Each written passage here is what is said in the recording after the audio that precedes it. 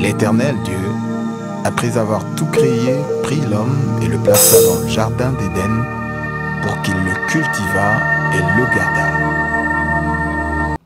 Bande Kobalandi magazine Congo Sengeli Nini, lelo tozali ko présenter bino numéro oyo un peu numéro moko assez spécial parce que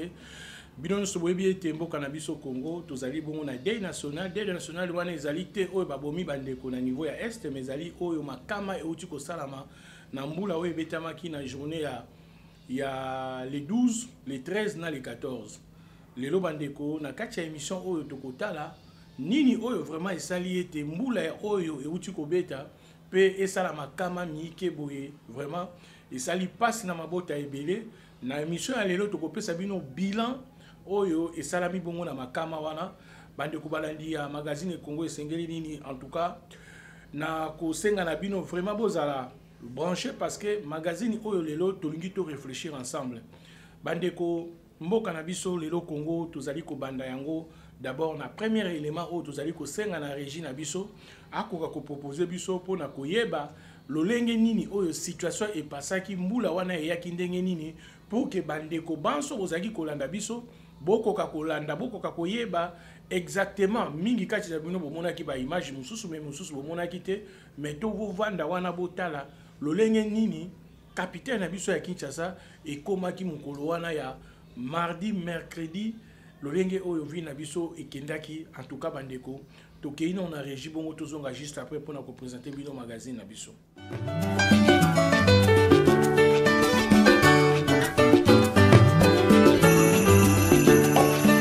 E bale ya Congo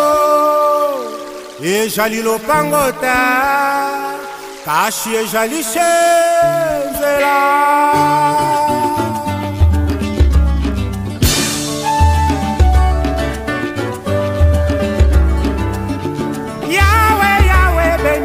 Congo Yahweh Yahweh batela ni Congo Yahweh Yahweh benisa ni Congo Yahweh Yahweh batela ni Congo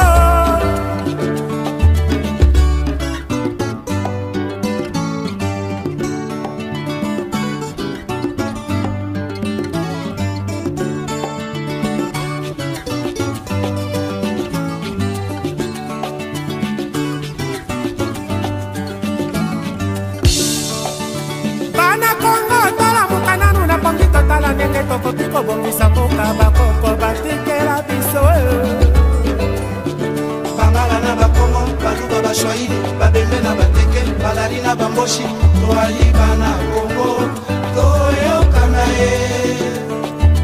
bana kongo tolamukana nuna pongi totala ndenge tokoki kolingana koyokana na mboka oyo bakoko batikela biso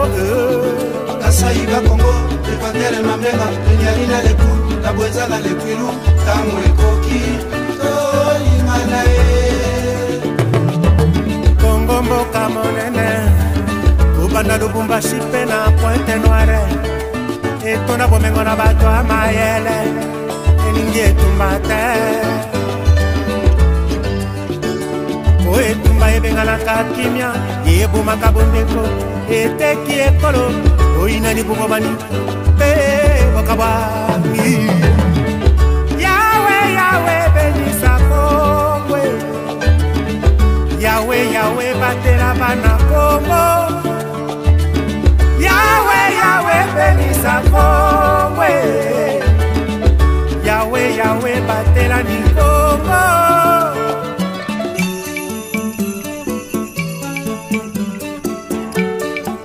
Independence cha-cha dansuie Okipwanza cha-cha tubakini Otaperon cha-cha baganyeo Okipanda cha-cha tosuie Tango etani na mokili ya Congo Congo molili esili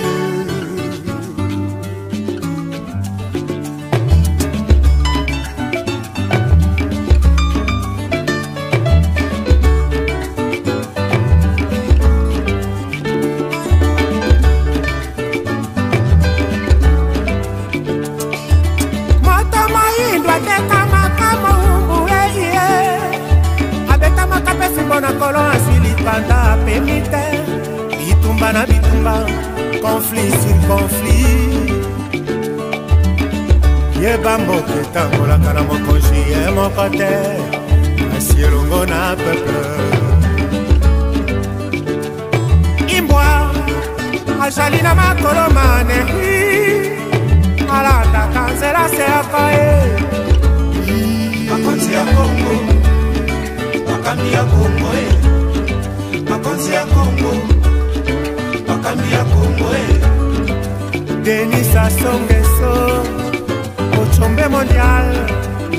Joseph Kabila e. Makonzi ya Kongo, Melesina likanisi monene bozui, Yakoti ya kimia na peuple.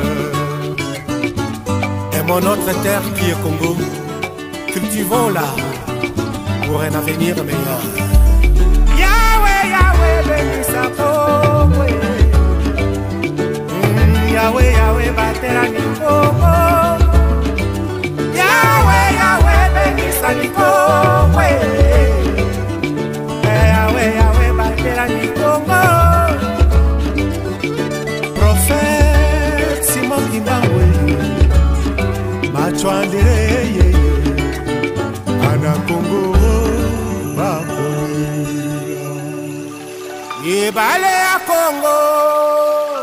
ejali lopango te, kashi ejali, je la.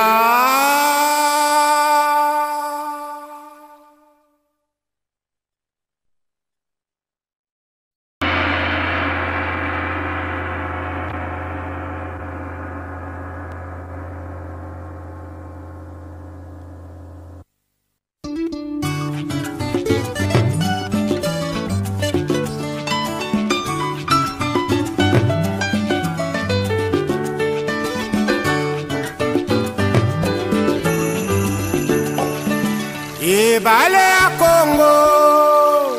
ejali lopango te, kashi ejali nzela.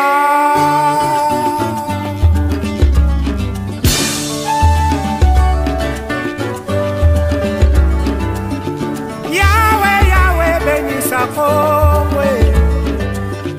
Yahweh, Yahweh, batela ni Congo. Ni Congo, Yahweh, Yahweh, batela ni Congo.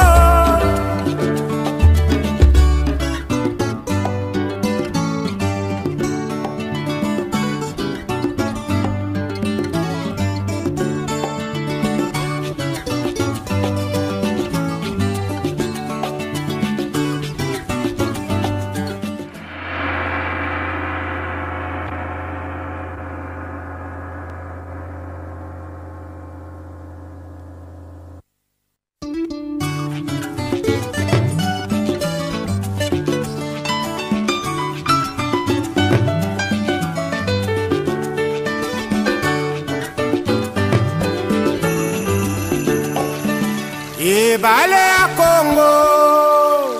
ejali lopango te, kashi ejali nzela.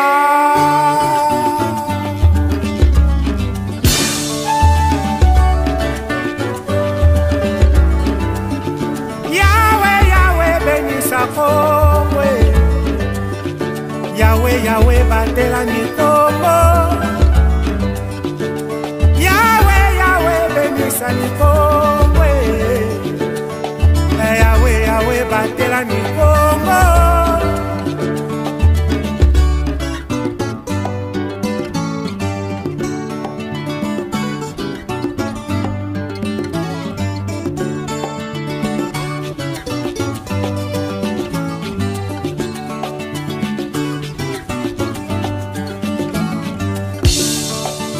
Bana Congo, tala mukananu na pongi totala ndenge tokoki kobongisa mboka bakoko batikela biso.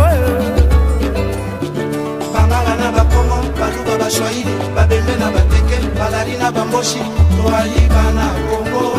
toyokana ye. Bana Congo, tola mukananu na pongi totala ndenge tokoki kolingana koyokana na mboka oyo bakoko batikela biso. Kasaïba Congo, Equateur Mamenga, Nyarina Lepu, la Boezala Lepuilu, Tango Ekoki, Tolimanae. Congo Mboka Monene, Kubanda Lubumbashi Pena, Pointe Noire, Etona Bomengo na bato a Mayele, Eningi Etumbate. Etumba ebengana kakimia eboma kabondeko eteki ekolo oina ni bugobani wakabami Yawe benisa Kongo Yawe batela bana Kongo Yawe benisa Kongo Yawe batela ni Kongo.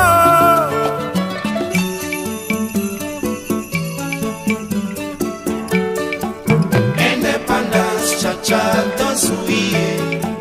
Boki Pwanza chacha tubakini Bota peron chacha baganyeo Bodi panda chacha dansuie Tango etani na mokili ya Kongo Kongo molili esili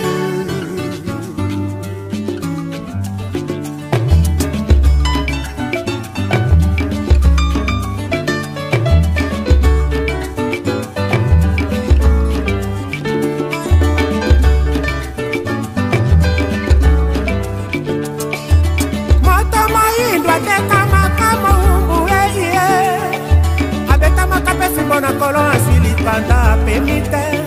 bitumba na bitumba conflit sur conflit yeba mboke tambolaka na mokonzi ye moko te asi elongo na peuple imbwa azali na makolo manehi alandaka nzela seaka ye makonzi ya Kongo Makambi ya Kongo Makonzi ya Kongo Makambi ya Kongo Denis Asongeso Ochombe mondial Joseph Kabila Makonzi ya Kongo Melesina likanisi monene bozui Ya magazine Congo esengeli nini bandeko Namawa na pasi bomoni bandeko ndenge maike makama euti kosalama na journée à les 13, les 14, vraiment bandeko nambula oyo tiko beta bandeko moyi ndenge nini population bakufi. D'abord bilan oyo ezalaki provisoirement na journée à les 13 ezalaki bongo 137 morts. Après 11 oyo ba tiko bakisama na journée à les 14 et sali que population na biso tokoma na 148 morts. Lelo oyo tozo présenter émission oyo toza bongo na 148 morts oyo bauti kokufa bandeko ezali bongo pasi bilan oyo lelo oyo ezali vraiment définitif ezali bongo ya 148 morts à moins que mbula mususu ebeta na mokolo ya lelo wana peut-être bilan ko bakisama mais bandeko balandi problème ezali nini problème ya liboso bandeko toloba problème ya ba caniveau. Président de la République Fachi Beton, Toebi a solo été volonté na yo ya kobongisa mboka ezali, mais chef de l'État na kacha magazine Congo esengeli nini tozana besoin lelo ya koyebisa yo elongo na équipe na biso mobimba ya koloba ete président ozali ko travailler na ba stagiaire te, mozo travailler na ba bricoleur. Pourquoi tolobi ozo travailler na ba stagiaire te parce que stagiaire azali mutu ayebi musala mais aye ko apprendre expérience. Mais ba o bazali ona bazali ba bricoleur parce que misala mingi lelo ba danger o ya makama ezokokoma ezali toujours occasionné na batu oyo bazali na babisika wana comme ba responsable bango nde bazali kotika ba biloko mingi ekoka kopesa esala en sorte que lelo oyo capitale na biso ya Kinshasa ekoma na lolenge o ezali désordre ezali sur tous les niveaux. D'abord problème ya liboso de komona construction anarchique. Batu bazali kotonga lokola l'état azate. Batu bazali kotonga lokola neti bazo sala film bozo film silinde. Batu bazali kotonga sans ko prévoir ba caniveau. Batu bazali kotonga sans ko eba eteke esika o epekisami kotonga. Mais okoyoka na kati na bango okoyoka kana na kati ya ba autorité municipale oh non nalingaki na buka nalingaki na yana sala boye colonel abengaki ngai colonel apekisaki ngai yango na tokoloba boye président de la République vraiment justice na biso faut sala musala justice militaire toujours au sein na bino en tout cas il faut une bonne collaboration na ba bourgmestre ya ba commune et nyonso ya ville et province ya Kinshasa pour na ko meka ko silisa problème oyo et comment kaka il faut mutu moko abenga et pourtant qu'il y a des cours et tribunaux bino be ba bourgmestre na zape ko interpeller bino pourquoi boko kaka lisusu te ko sala makambo ya malamu. Cela veut dire que ozali wana ozali ko représenter chef de l'état na kati ya commune na yo mais papa tango moni menace ya bongo ye ozana gouverneur na yo ba institution o ezali bongo justice ezali pour na nini ko kendete au funda ba interpeller mutu wana pour que yo osala musala na o malamu. Mais en tout cas babiloko wana nyonso ezali ko sala passe mingi parce que lelo oyo botala makama oyo ekomi et na prévision ya météo toza pe na problème mususu parce que météo na biso pe eza toujours un problème parce que information nango ezaka toujours fiable été est-ce que ezali problème il y a ba matériel to ezali problème il y a ba personnel bandeko balandi ya magazine Congo sengeli nini bandeko toye koloba lisusu mauvais état ya ba route botala banzela na biso mingi banzela ebele ezaka ka babambaka mais so okena bamboka mususu ko comprendre que bino même ba autorité o bozali boso na biso boko zala boko yeba yango ya solo ete na oyo tozali koloba ezali contraire te ya makambo oyo te sala makana mboka na biso mais nini ezo sala manaka mboka na biso na biso ba problème ezali ebele parmi ba problème wana problème surtout ya mauvais état de la route banzela ebele na ebité politique ya aménagement ya ville ezalaka epai ya nani epai ya mokonzi ya mboka to epai ya gouverneur ya ville soki ezali epai ya mokonzi ya mboka est-ce que problème wana esengelaki ke banzela ebele toyeba ndenge nini ya kotonga yango parce que tango tozali kotonga banzela tango tozali ko prévoir une nouvelle cartographie à ville province à Kinshasa esengeli na biso bino en tant que ba autorité bo ça la plan d'aménagement ya sika comment expliquer que depuis mundele ya kenda kaka ndenge route wana tikela yango bo bakisa eloko te andeo ya kobamba bandeko balandi mais mboka nini ya bongo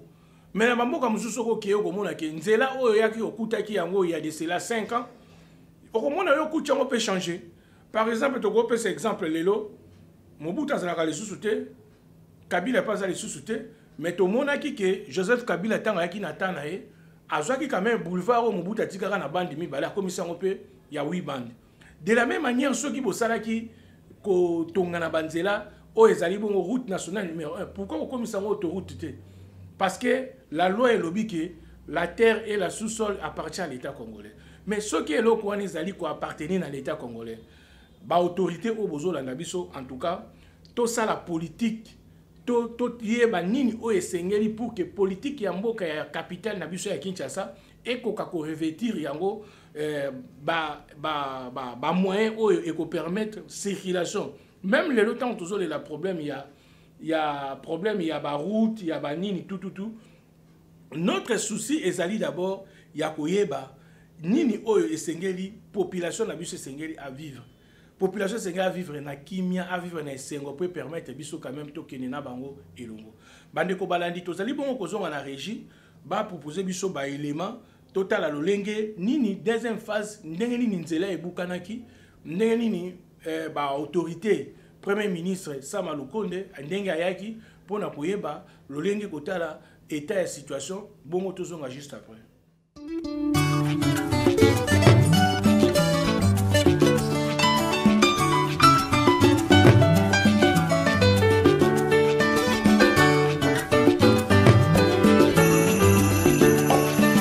Ebale ya Congo ejali lopangota kashi ejali shenzela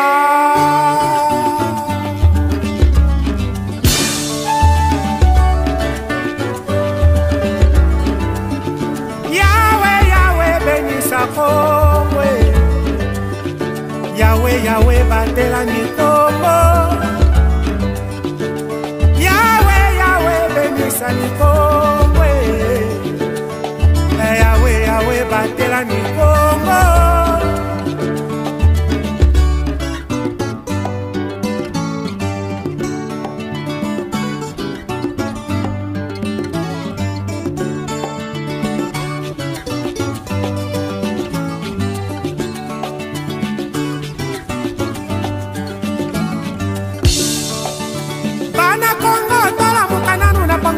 ndenge tokoki kobongisa mboka bakoko batikela biso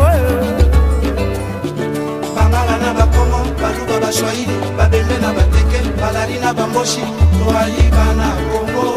toyokana ye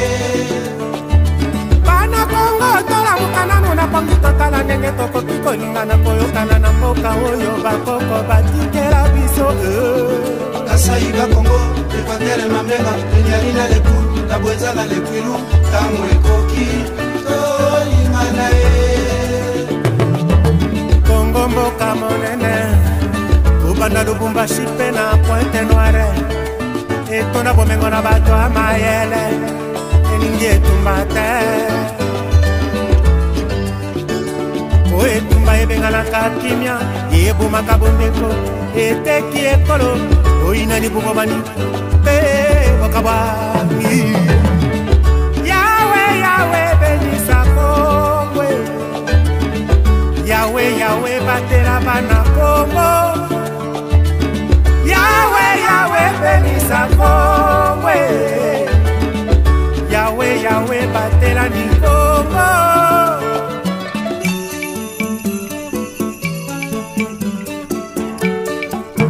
independence chacha tosuie okimponza chacha tubakini otaperon chacha baganyeo odipanda chacha tosuie tango etani na mokili ya Kongo Kongo molili esili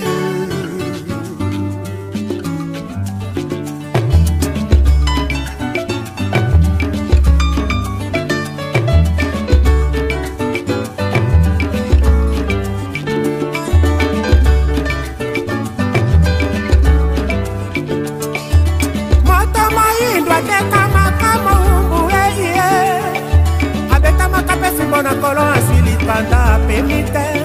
bitumba na bitumba conflit sur conflit yeba mboke tambolaka na mokonzi ye moko te asi elongo na peuple imbwa azali na makolo manehi alandaka nzela seaka ye makonzi ya Kongo makambi ya Kongo makonzi ya Kongo makambi ya Kongo Denis Sassou Nguesso Ochombe mondial Joseph Kabila makonzi ya Kongo melesina likanisi monene bozui ya koti ya kimia na peuple et mon autre terre qui est Congo cultivons là pour un avenir meilleur. Yahweh, Yahweh. Ce matin, nous avons appris qu'à la suite de la pluie diluvienne qui s'est abattue cette nuit, du 12 au 13 décembre, sur la ville de Kinshasa, a causé d'énormes dégâts. Ici, nous sommes sur l'un des premiers sites. La route qui mène vers Matadi a été coupée à la suite d'une érosion subite. Et donc il nous fallait d'abord venir pour évaluer les dégâts. Les premiers dégâts que nous sommes venus évaluer, c'est d'abord les dégâts humains. Donc nous sommes au regret de constater que dans l'érosion qui s'est abattue, il y a malheureusement des résidences qui ont été emportées et nous avons une indication de près d'une vingtaine de morts et nous continuons encore les recherches dans les décombres pour avoir plus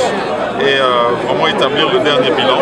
Donc c'est le premier bilan que nous sommes venus faire, c'est d'abord le bilan humain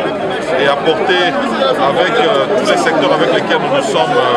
déplacés, notamment le ministère des Affaires sociales, la santé, du genre de famille et voir comment est-ce que nous pouvons apporter en tout cas notre confort à ces familles qui ont été malheureusement fauchées et touchées. C'est le premier bilan. Le deuxième bilan, c'est un bilan au niveau des infrastructures pour voir exactement au niveau de la route, parce que c'est une route principale de desserte pour la ville de Kinshasa. Comment est-ce qu'on peut pallier au terme d'intervention d'urgence.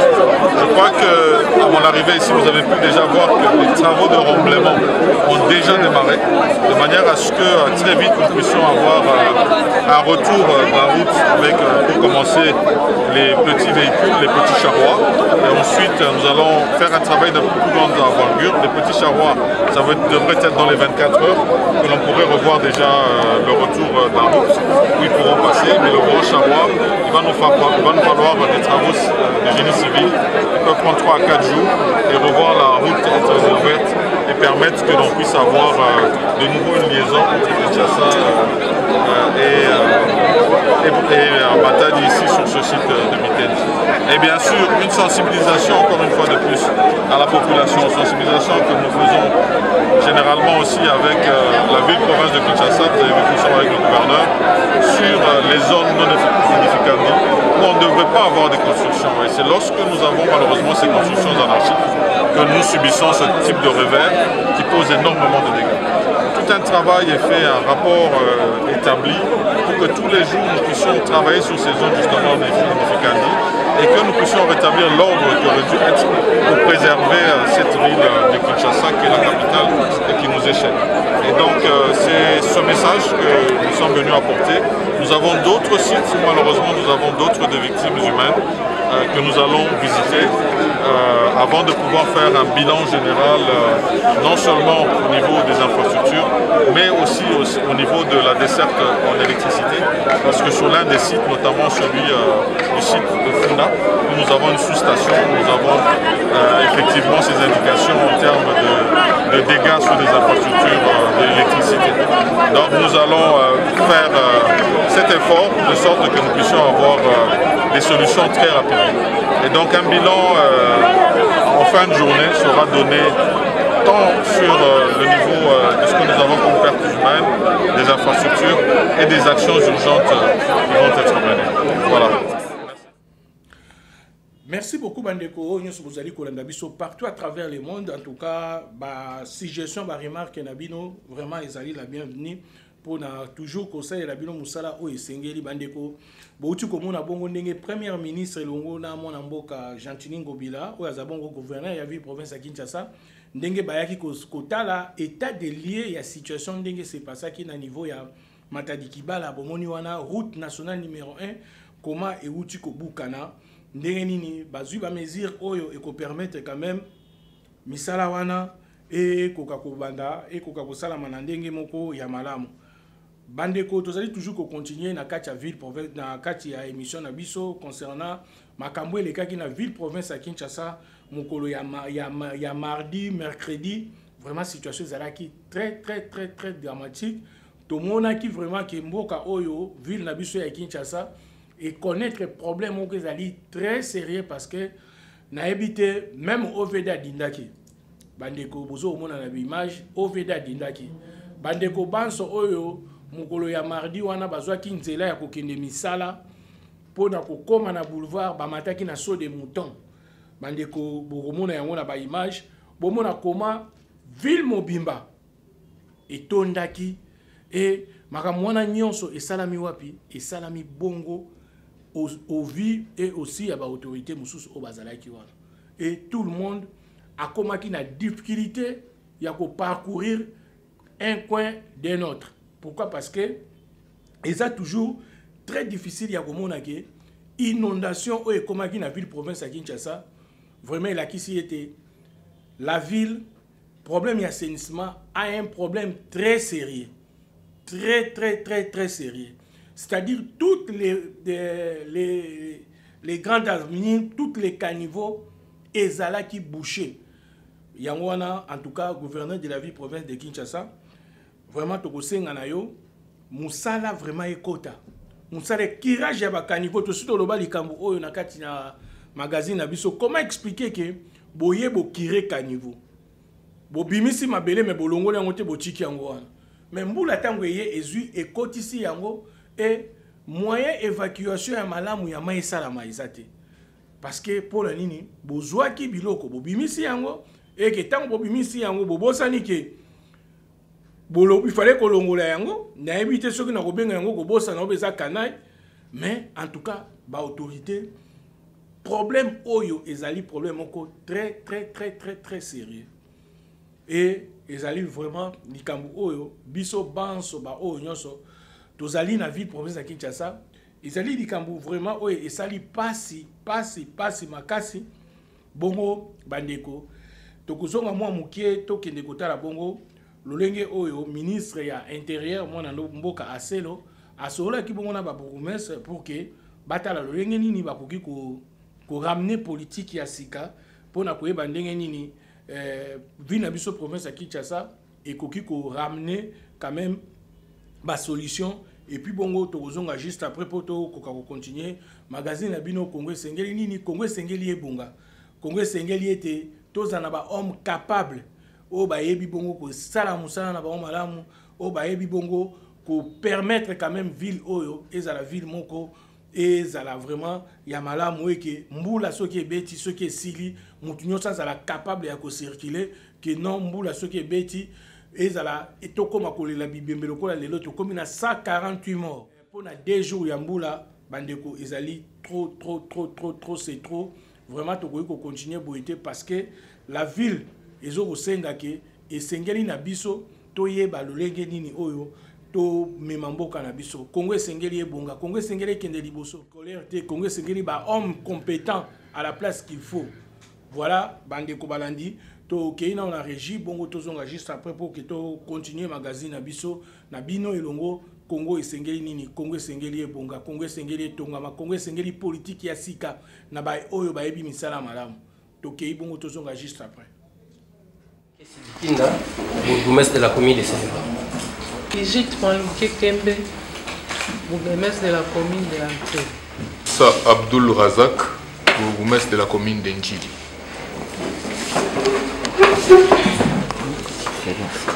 Jean Okano, bourgmestre de la commune de Kimbanseke.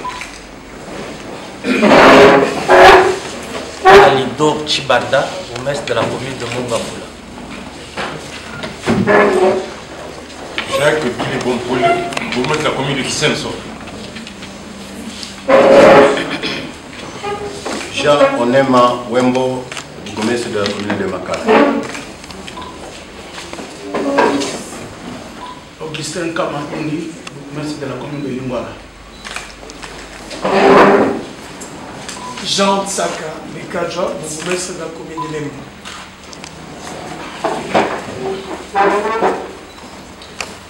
Aussi Kiwa Mampunga, bourgmestre de la commune de Lima. Bourgmestre de la commune de Bandalou.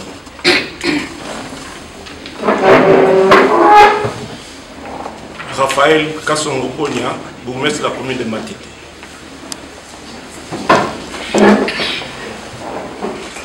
Mboui Kazadi Fabrice, bourgmestre de la commune de Gombe. Kadima Claude, bourgmestre de la commune de Kalam. Jean-Claude Makwanza Tambisi, bourgmestre adjoint de la commune de Massina. Mon titulaire, c'est Toussaint Caputo. Maïban Zuluanga, divin Dieu merci, bourgmestre de la commune de Ngaliema. Caramon Kilala Pepito, bourgmestre de la commune de Kinshasa. Koulou Numbi Douglas, bourgmestre de la commune de Limete. Monsieur Guillaume Ilunga Sefo, bourgmestre de la commune de Naron. Loueme Mopel Mpai Jérémy, bourgmestre de la commune de Ngiringiri.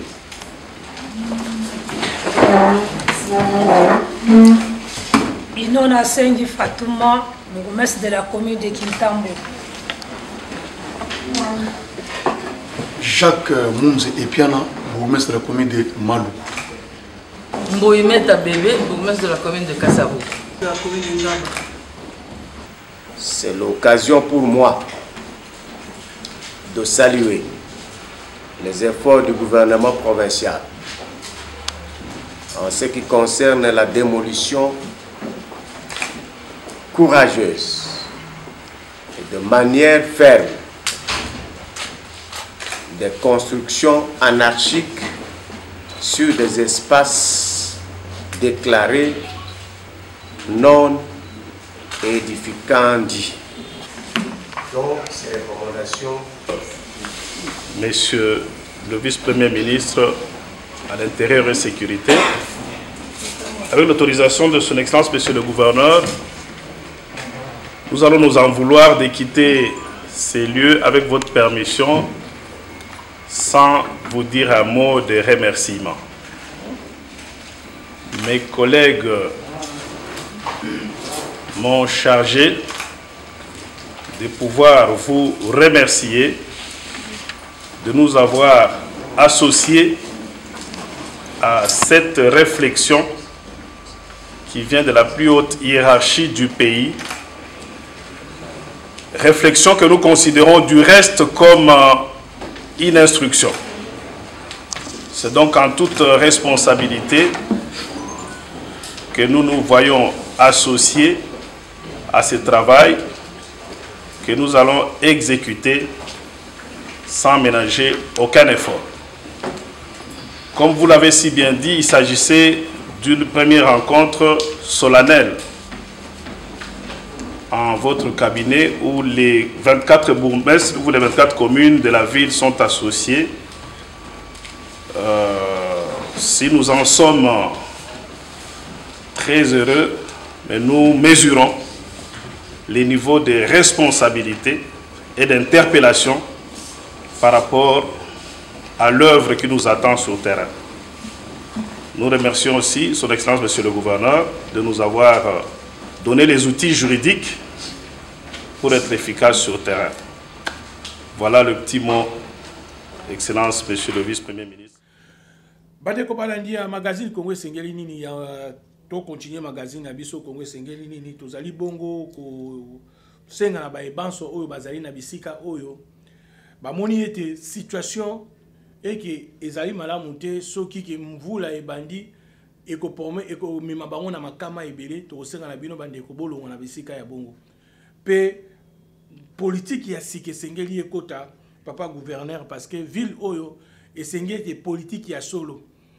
boyeba yango ete tango bozali kokire bakaniveau boyeba pe kolongola. C'est incompréhensible que bokire bakaniveau mais bolongoli basalite te. Papa gouverneur tokosenga na yo vraiment ville oyo ezali capitale munene mais soki totali ba dégâts oyo ville connaître mokolo ya mbula oyo esalami ya mardi na mercredi, vraiment la situation était très dramatique et beaucoup ont perdu leur vie et c'était pas vraiment agréable pour na ko tala eloko ya boye que ville oyo biso nyonso tolingaka mboka biso tovandi to connaître la situation ya boye et ezali di ya nini ezali pona mauvais curage ya bakaniveau et puis manque d'entretien ya bakaniveau manque ya entretien ba egu wana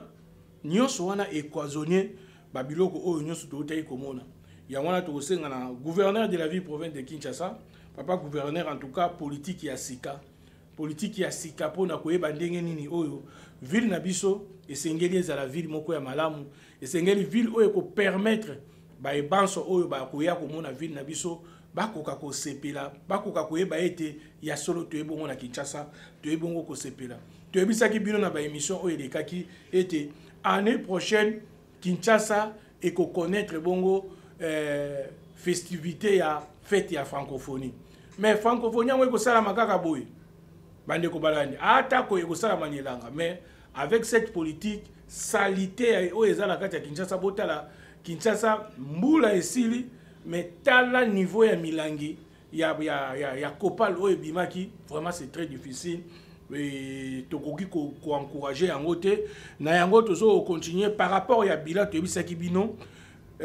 bilan ezali bongo 148 morts au bongo bakufi et baza prise en charge bongo na gouvernement congolais et puis bilan mususu ezali 38 787 ménages et Kotaki Maï, donc inondés, et puis 280 maisons Koulaki to et Bukanaki, et puis 64 nouvelles têtes d'érosion. Oyo bongo ezali ko ya ba érosion oyo c'est prévoir déjà. Ya mwana na koloba na boye. Na koyebisa papa gouverneur ya ville province à Kinshasa. Boyebi déjà que ça 64 têtes d'érosion. Bokanisi nini pona ko maîtriser yango. Parce que eza bien koloba que non 64 têtes d'érosion eza déjà aux environs. Mais bosali nini pour que bon empêcher que na mikolo koya pour mbula ebeti za esukate. D'après mes experts balobi ba mbula koya soki 20 donc sikoyo tokokende wapi. Botala lelo route nationale numéro 1 et katani parce que entretien zalité. Vraiment tokosenga na bino ba autorité ya ville province à Kinshasa bo appliquer ba mesure oyo bozana ngona ba mikanda. Politique esengeli tangu yozo ko appliquer mibeko oza dictateur te parce que mibeko esengeli ezala appliquer mibeko esengeli ezala appliquer ezali mibeko nini ezali mibeko oyo ngai na yo pour que to vive malamu na bamboka oyo bino bovanda na bamboka oyo bozala oyo bokendaka eloko nini ezosala bamboka wana force ezali ko respect ya ba texte respect ya mibeko pourquoi na Kinshasa zo respecter yango te ya wana bande ko balandi ya Congo esengeli nini Congo esengeli bonga Congo esengeli to zwa conscience pour na kotonga mboka ezali problème ya conscience ezali problème ya volonté et moi je me dis toujours que ba oyo bazali ko kamba biso esengeli ete bazala vraiment bato bayebi misala parce que bande ko wana bakozala toujours na ko aider pour que o atteindre objectif o ezali bongo ya bilan na yo parce que déjà année prochaine za bongo ba élection et surtout ba élection et ko sala mpe kaka na période oyo mbula pe ko beta parce que ça déjà na ba décembre année prochaine sikoyo période wana pe to connaître kaka soki makambo ya ko bonga te to connaître toujours ba problème oyo ya ba mvula ndenge ko beta parce que mbula biso na décembre na to zapeka na mbula to bosa na te to votara jour en mbula to ebite mbalo soki ezala moi to ezala nini moi ko zala mais à chaque fois to votaka na mboka oyo ezala toujours na mvula et on bande ko balandi to ke na régime muke bongo tozonga pona ko continuer magazine na biso Congo esengeli nini Ibale ya Congo ejali lopangota kashi ejali shenzela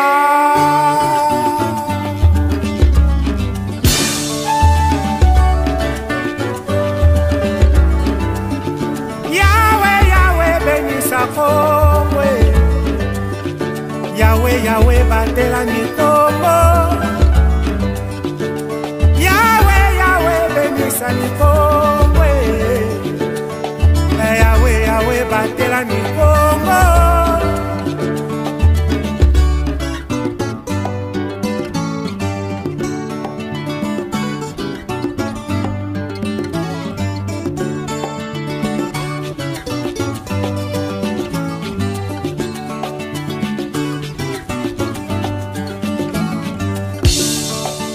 Bana Congo tala mukananu na pangi totala ndenge tokoki kobongisa mboka bakoko batikela biso bangala na bakongo baluba bashwaili babembe na bateke balali na bamboshi toayiba na Kongo toyokana ye Bana Congo tola mukananu na pangi totala ndenge tokoki kolingana koyokana na mboka oyo bakoko batikela biso Kasai Kongo Epatere Mamenga Nyarina Lepu La Bwenzala Lekwilu Tango Ekoki Le Bureau de coordination des affaires humanitaires de l'ONU pour la République démocratique du Congo a évoqué vendredi soir un bilan d'au moins 169 morts dans les inondations de mardi à Kinshasa. Le gouvernement n'a pas annoncé officiellement cette évolution du bilan des intempéries du 13 décembre dernier. Les communes du Mongafula et Ngaliema dans l'ouest de la ville-province de quelques 15 millions d'habitants ont été les plus touchées par les pluies torrentielles qui ont affecté environ 38 000 personnes. De très fortes pluies s'étaient abattues sur Kinshasa mardi en fin de nuit, provoquant des glissements de terrain et l'effondrement de maisons, submergeant jusqu'aux grandes rues du centre-ville. Le péché de ce moment, c'était quoi? De venir vendre au marché et de trouver la mort. Le gouvernement a attendu qu'il y ait de morts pour venir ramasser le corps, les amener à l'hôpital général de Mama Emo et puis organiser le funérail. Nous n'avons pas besoin de ça. Qu'ils viennent démolir toutes ces maisons, on démolit et on va indemniser les gens qui ont construit. Et puis de deux, qu'ils trouvent une solution durable à la misère de la population. Ça ne va pas. Et je vous parle avec colère parce que ce sont les familles endeuillées. J'habite dans le quartier, ça fait une dizaine d'années, ça fait 12 ans que je suis dans ce quartier. Donc nous devons maintenant aller assister les voisins qui sont morts. Ça ne va pas, ça ne va pas. Bandeko banandi bochi kolanda bongo ba quelques images de sous et sali bongo pasi et kotisi mabota ebele na pasi ba te belé ba famille libota moko perdre au moins 9 personnes et ça facilité tout ça parce que il y a mauvais politique, il y a état de la route, mauvais politique, il y a kirage, il y a caniveau, mauvais politique, il y a ba construction et bongo, il y a ba construction anarchique et l'équipe trop to éviter bato wana tant ba pesaka ba autorisation à lotissement wana ce qui vraiment ba bougoumen c'est ba tenaka compte ya koyeba que non il faut na autoriser parce que na vérifier qui ou bien ba sala na bango kaka bongo ya wana président de la République to yebisa na yo en tout cas bato oyo bazali ko sala misala elongo na yo esengeli ete bazala bato oyo baza ba stagiaire te bazala bato oyo ba yebi misala bazala ba bricolaire te. Mais mingi kati na bango baza ba bricolaire, mingi pe kati na bango baza ba stagiaire. Or Congo ezo senga na ba stagiaire, ezo senga ndé bateau baza ba compétent. Et notre pays a des gens très compétents na matière nyonso. Voilà pourquoi na nzela ya magazine Congo Sengeli nini, Congo Sengeli ebonga, Congo Sengeli ete ba homme de valeur bazala bongo pona ko sunga mboka na biso et ko ka bongo ko avancer, mboka na biso kende bongo liboso na yango. Tous les gens qui ont malembe ko clôturer mission na biso ya lelo to pesi vraiment batunyo so bozali ko komela biso un grand merci parce que magazine abino Congo Sengeli nini Sengeli te to partager ba idée oyo et Sengeli te to mema mboka na biso liboso pona ko permettre mboka oyo et avancer mboka oyo lo biso ki mutuaye aloba ete na tikaka mboka oyo bo ete mboka oyo avancer et avancer ke mboka oyo eza na makambo ebele na yango tokosenga na ba autorité na biso surtout ya ville province à Kinshasa et longo na gouvernement central pe na gouvernement provincial. D'abord premièrement il faudrait une nouvelle politique, cela veut dire nouvelle construction à ba caniveau parce que ce qui total na ba commune na biso ba commune edindi ebele parce que au mona commune wana sokotali nombre d'habitants au bazakuna mais sokotali kamwa caniveau ya mukie donc ils n'ont même pas qu'au contenir nombre de parcelles au ezali wana et c'est vraiment c'est très difficile et na yango tokosenga na ba ebanso oyo bozali comme ba autorité bozali censé akoyeba ete esengeli na bino ete politique ya sika ezala politique wana esengeli ete et même mboka na biso na kati ya développement. Tozali peut-être les seules capitales, nalobi bien, peut-être les seules capitales en Afrique oyo pour na kokende aéroport ezaka na nzela moko. Bandeko. Est-ce que mbongo ezangi po batonga banzela misatu to mine pour que batunyo soto kokende aéroport ezaka nzela moko. Bongo mukolo pon wana ko bukana. Donc tu connaître toujours ba danger. Donc ba autorité na nzela ya Congo Sengeli nini Congo Sengeli etongama Congo Sengeli tozala na ba valeur Congo Sengeli tozwa mboka oyo tomema yango to sengeli sous construction pour que mutu atonga ndako. Comment expliquer que mutu atongi immeuble mais immeuble bukani jour mbule beti vraiment bino bo pesaka ba autorisation de bâtir ministère ya habitat vraiment bakaya boye botala lolenge nini Kinshasa oyo tolobi ke Kinshasa la belle Kinshasa zo connaître ba problème très sérieux très sérieux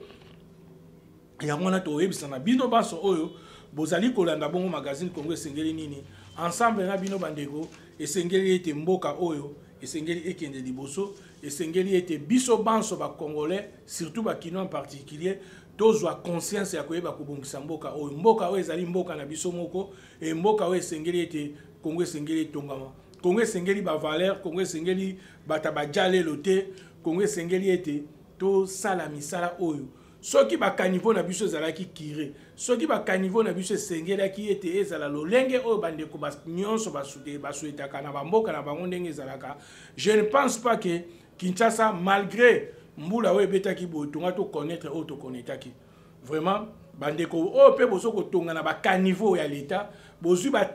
terrasse na bino botie yango na katikati, bokangi ba caniveau pour que passage à main les kate. Voilà la conséquence où il y a qui on voulait les betaki vraiment bandeko ça qui passe. Aujourd'hui tous on a 148 morts au Bongo ezali bongo de manière officielle, c'est 148 morts et puis ba bilan tout autant que la bino na kati ya émission oyo ezali passé et le gouvernement avait décrété 3 jours de deuil national et 3 jours de deuil national et ça a été comme un soulagement pour na misusu mais boye ba ko la politique oyo et ko permettre ville na biso ya Kinshasa to connaître ba kaya ba mort boité to connaître ba kaya ba morté donc vous là ko beta parce que zelo ko moko za naturel mais ce qui écoutani na bisika oyo ya malamu je ne pense pas que ekozwa ba problème oyo nyonso ezui oyo na yango to zali ko kende ko clôturer émission na biso oyo na pesi vraiment un grand merci na ba banso bolandi biso du début à la fin. Ce qui va suggestion to ba remarque ezali boko ka kubenga biso